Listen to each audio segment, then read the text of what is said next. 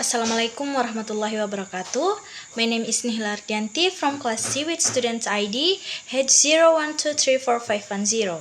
In this assignment, I will briefly explain what was discussed in the video. So, let's get started.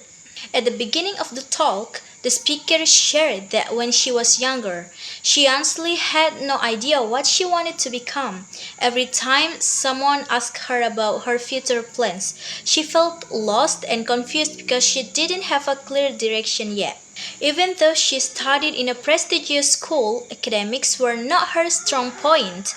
She struggled with grades, but outside the classroom, she was active and full of passion, singing on the stage, leading the choir, and taking part in various performances. These experiences made her school life enjoyable, even though studying itself was a challenge. She also talked about the pressure she felt from the people around her.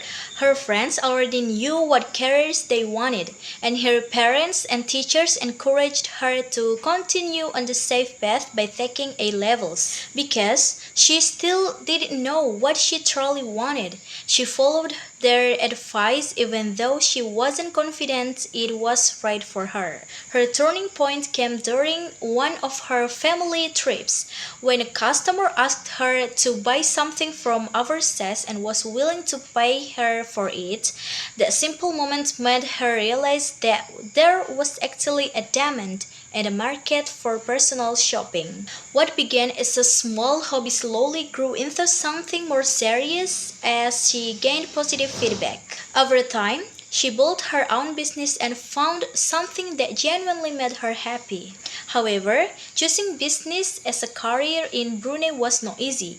Many people believed that business wasn't a real or stable job, and she often heard comments suggesting she should just work for the government. These expectations made her question herself, but eventually she chose to follow her own voice instead of the one coming from society.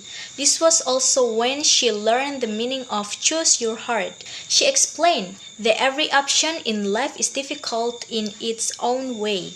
Eating healthy is hard, but living unhealthy is also hard. Starting a business is hard, but staying in a comfort zone that drains you is also hard. Because of that, she decided to choose the kind of heart that still brought her joy and aligned with who she truly was. She then talked about how she built a community around her business, which eventually reached almost 10,000 members. She didn't want her work to be just a transaction. She wanted to share value. Whenever she attended events and gained new insights, she shared them with her community because she wanted to bridge the gap between privilege and potential. This made her feel even more certain that she was on the right path. Throughout her journey, she also realized that growth doesn't always come from having everything figured out, but from being willing to start even when things are unclear. She learned that confidence is built through small steps, trying, failing, learning, and trying again. The more she explored what she enjoyed, the more she understood herself. This made her believe that finding one's path isn't about making one perfect decision, but also being brave enough to keep moving forward even when the future still feels uncertain. In conclusion, the speaker reminds us that when we feel lost, we should take a moment to look within ourselves. She quotes Robert Greene to emphasize that we don't have to follow the roles society gives us. We can shape our own identity. And even the answers don't come right away, listening to our inner voice will eventually guide us to the right path. In addition to that, I personally conclude that her journey shows that clarity often grows through experience.